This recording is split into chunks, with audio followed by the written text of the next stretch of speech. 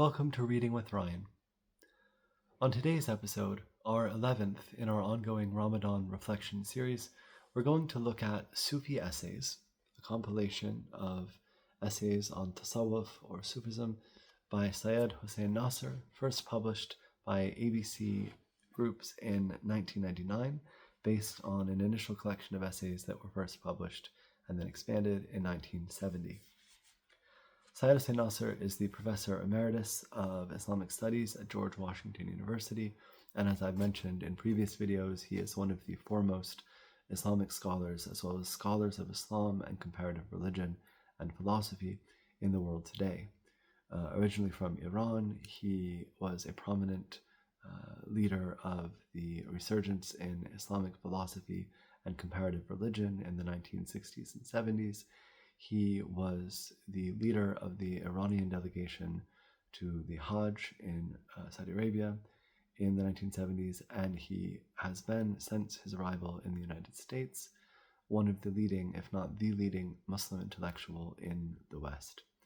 He is a man of tremendous modesty and dislikes to be referred to with these flowing titles, but nonetheless he is someone who has made an invaluable number of contributions to Islam, chiefly, firstly and foremost, in his writings. He has written over 50 books to date. He is currently working on releasing a volume that is discussing the bridges between the Quran and the Tao Te Ching. In other words, a Sufi perspective on the wisdoms to be found in the Tao Te Ching, the sacred book of the Taoist Chinese philosophy and religious tradition. A polymath in the true definition of the term, he is fluent in numerous Islamic languages. He is a scholar educated at MIT and Harvard in the sciences, who has dedicated the majority of his life to teaching on the traditional religions, to fostering greater understanding between them and among them, and also better understanding of the authentic spiritual traditions that lie at the heart of each. So for Islam, of course, that is Sufism. He is, of course, also a student of sheikhs and himself a sheikh, a spiritual teacher of a Sufi order. In his preface to the new edition, which was released in 1991, Nasr remarks upon the fact that despite the wintry climate of secularization and religious indifference that dominates the modern world, the flower garden of Sufism continues to bloom both in the West, where interest in it grows from day to day, and within the Islamic world itself, despite all the tumultuous events to which this world has been witness in recent years. 2 decades have passed since Sufi Essays first went to press, a period during which Sufi literature, so from 1970 to 1991, a period during which Sufi literature has grown in most European languages in volume, while works of notable quality have also continued to increase in number in these languages. This book itself has been reprinted many times in the original English, appearing in one edition under the title Living Sufism. It has also appeared in translation in several Islamic languages, such as Arabic and Turkish, as well as in a number of European languages, including French, Spanish, and Italian, and so on. And all of the essays in this book are beautifully insightful and incisive in their own way. They make for excellent reading by themselves, but if you wish to take the book as a sum total, they are also very well organized together as a beautiful whole. I will just begin at the beginning, the first chapter, Sufism and the Perenity of the Mystical Quest. Originally, this was the lecture that Seyyed Hossein Nasr gave at the Charles Strong Memorial Lecture Convocation in Comparative Religion, delivered in Australian universities in 1970. He begins with a quote from the Quran, "Surely we created man in the best stature, then we reduced him to the lowest of the low." And this is Quran, Surah 65, verses 4 through 5. It's Muhammad Pickthall's translation. And then a quote, "Think not that if thou pass it away, the world will also be gone. 1,000 candles have burned out, yet the circle of the Sufis remains." The Quranic verse cited above defines the situation of man in this world in a manner that is at once perennial and universal. Man was created in the best stature, ahsan taqweem, but then fell into the terrestrial condition, earthly condition, of separation and withdrawal from his divine prototype, a condition which the Quran calls the lowest of the low, asfal safilin. And inasmuch as the situation described in this Quranic verse pertains to the innermost nature of man, it is a permanent reality that he carries within himself. No amount of supposed evolution and change can destroy the divine image, which is his origin, or the state of separation, and hence wretchedness and misery in which he finds himself due to this very separation from his spiritual origin. Man carries both the image of perfection and the experiential certainty of separation within himself, and these elements remain as permanent aspects and conditions of the human state above and beyond all historical change and transformation.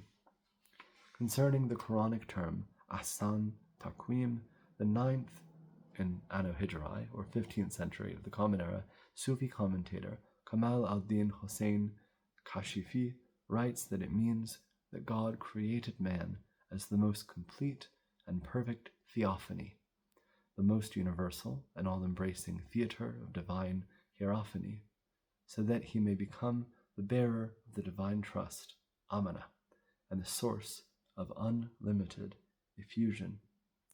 And he identifies asfal safilin with the world of natural passions, and heedlessness, ghafla, forgetfulness or heedlessness in Arabic. Hence man bears at once the imprint of the divine form. He possesses a theomorphic nature. According to the Hadith, God created man in his own image. خلق الله Adam ala suratihi, and has fallen from this innate perfection, which he yet cannot forget. The grandeur of the human state, its great possibilities and perils, and the permanent nature of man's quest after the divine thus lies in the very fibers of human existence. Were man to be only of the best stature, and were he to remain in the paradisial state of proximity to the divine and of identity with his celestial archetype, there would be no mystical quest in the usual meaning of the term. There would already be union. The goal which stands at the end of the mystical and spiritual life would have already been achieved. What would then be our purpose here? Likewise, if man were to be only a creature of the sensory world, bound to passionate impulses and imprisoned by his natural and physical inclinations, or in other words, were he to belong only to the state of asfal safilin, again there would be no mystical quest possible. Man would not remain dissatisfied with the finite, and would not continue to seek, albeit often blindly, the infinite reality which can deliver him from the bonds of the finite and the limited. He would be content as an earthly creature. Transcendence would have no meaning for him. He would be limited like other earthly creatures, and also like them, he would remain unaware of the fact that he is limited and bound in space and time. But precisely because both of these elements, the theomorphic nature and the terrestrial crust, which covers and hides the spiritual core, are parts of human nature, man lives in this world and is yet bound by his own nature to transcend it. Religion in general, and the mystical quest in particular, are as permanent as human existence itself, for man cannot remain man without seeking the infinite and without wanting to transcend himself. To be human means to want to transcend the merely human. Hence, to be satisfied with the merely human is to fall into the infra-human state. The history of Western man during the past 5 centuries provides ample proof of this contention. The mystical quest is perennial, it's unending, it's recurring, because it lies in the nature of things, and normal human society is one in which such a quest is given recognition in the life of the collectivity. When a collectivity or society ceases to recognize this profound need, and when fewer men follow the vocation of traveler upon the mystical path. Then that society crumbles through the sheer weight of its own structure, or dissolves as a result of psychic maladies of the soul, in other words, psyche in Greek meaning the soul, it is not able to cure, by the very fact that it is denied to its members the only food that can satisfy the hunger of the psyche for the spirit, capital S. In such cases, certain men will still continue to seek and to follow the mystical way, but society itself will no longer be able to benefit fully from the illuminative presence of those who, by the very fact of their seeking the suprahuman, allow their fellow men to remain at least on the human level, and provide society itself with the only true criteria of its own worth and value. If men of a spiritual and contemplative nature continue to appear even in the darkest periods of spiritual eclipse, it is precisely because the economy of a human collectivity necessitates their existence. Were human society to be without any contemplatives at all, it would simply cease to exist. All terrestrial existence comes from being, with a capital B, God, the luminous source of all that exists, and being and knowledge are ultimately one. Were the light which the contemplative casts upon the terrestrial environment to come to an end, the bond between being and its earthly manifestations would terminate, and the latter would become deprived of the conscious ontological nexus with its source. It would fall into the abyss of nothingness. The tradition according to which the world will not come to an end as long as there are men on earth who invoke the name of God refers to the same truth, for the invocation of the divine name is the royal path towards spiritual realization in Sufism. Moreover, since the purpose of creation is that through it, as summarized in the heart of the Gnostic, Al-Arif Billah, the divine comes to know itself. But for the presence in the world of contemplative man, the creation itself would cease to have a reason for existing. That is why in Islam it is said, the earth shall never be empty of the witness of God, or proof of God. La taqul ard an hujjatullah. The quest after the infinite alone provides meaning for the finite world in which man finds himself on earth. The imprint of that perfection which man bears within himself makes any finite existence bearable for man only provided it can lead him to the infinite and the absolute. Hence the perennity of the mystical quest and the striving of man throughout the ages to see beyond the finite, the infinite reality which determines and encompasses all things. The cosmos itself continually reveals to man the eternal message of the truth, with a capital T, al-Haq in Arabic. Its finite forms reveal the traces of the infinite. As Ali said, I wonder at the man who observes the universe created by God and doubts his being. Here he's quoting from the Nahj al-Balagha, translated by Syed Muhammad Askari Jafari, published in Karachi, 1960. But to gain this awareness, man has need of revelation, which, like the cosmos, comes from the infinite and the absolute, but in a more direct sense, and hence survives as the key for the unfolding of the mysteries of man's own being, as well as those of the universe. Revelation is in itself a gift that is descended from the divine mercy, ar-Rahmah, to enable man to pass beyond the finite to the infinite. Having fallen from the state of the best stature to that of the lowest of the low, man cannot regain the former state save through the grace of heaven. It is only by virtue of the beatific vision that he is able to see the cosmos as reflections of aspects of the spiritual world in the mirror of the material and the temporal. Here, Nasr quotes from Sheikh Mahmud Shabistari, the beautiful poem in Persian, I'll give it in English. To him whose soul attains the beatific vision, the universe is the book of the truth most high. Accidents are its vowels, and substance its consonants, and grades of creatures its verses and pauses. The saving grace of revelation alone makes possible this journey of the soul from the outward to the inward, from the periphery to the center, from the form to the meaning, the journey which is none other than the mystical quest itself. And because of the intimate relation the soul possesses with the cosmos, this journey is at once a penetration to the center of the soul and a migration to the abode beyond the cosmos. In both places, which are in reality but a single locus, resides the divine presence, the presence which is at once completely our self, capital S, and totally other than ourselves. As a Sufi master of the last century has written, so this is at this point the 19th century he's talking about, the soul is an immense thing. It is the whole cosmos, since it is the copy of it. Everything which is in the cosmos is to be found in the soul. Equally, everything in the soul is in the cosmos. Because of this fact, he who masters his soul most certainly masters the cosmos, just as he who is dominated by his soul is certainly dominated by the whole cosmos. He's quoting from Sheikh al-Arabi al-Daqawi, Letters of a Sufi Master, translated by the late Titus Burkhardt in London, 1969.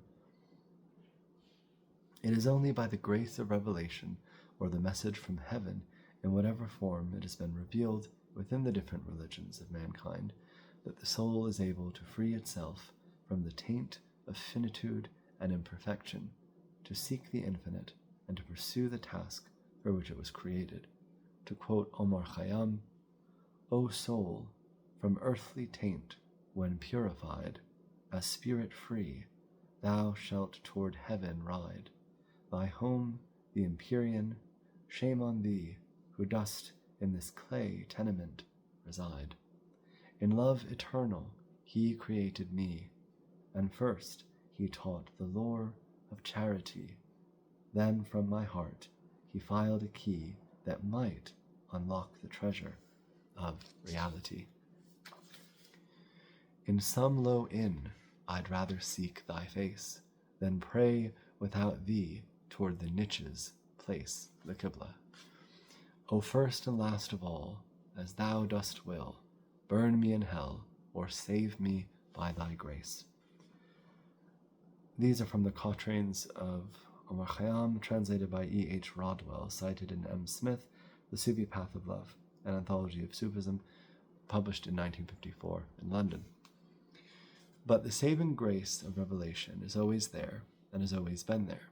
To be human is to see before man the path that leads from the relative to the absolute. It is to be able to follow the mystical way. As Rumi says, "The moment thou to this low world wast given, a ladder stood whereby thou mightest aspire." He's quoting here from Rumi's Divan-i-Shams-e Tabriz, translated by R.A. Nicholson from his Cambridge 1898 edition. The transparency of the cosmos and its function as a ladder to the metacosmic reality can only be realized if the grace provided by revelation is operative, and if by virtue of this grace the soul has been able to penetrate into its center and truly become itself. And this possibility is always there, even if it is not realized by all men. Both revelation and the cosmos, the second, by virtue of the first, can lead men to that infinite whose joy and beatitude so many vainly seek in the shadows of the finite world. I'll leave you with that.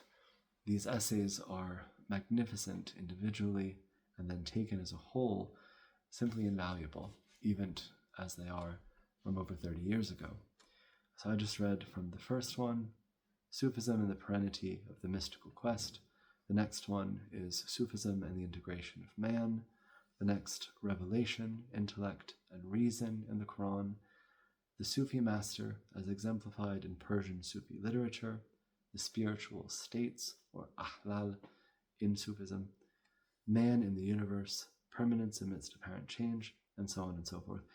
In part 2, he has 2 very interesting essays, which I've found myself returning to time and again.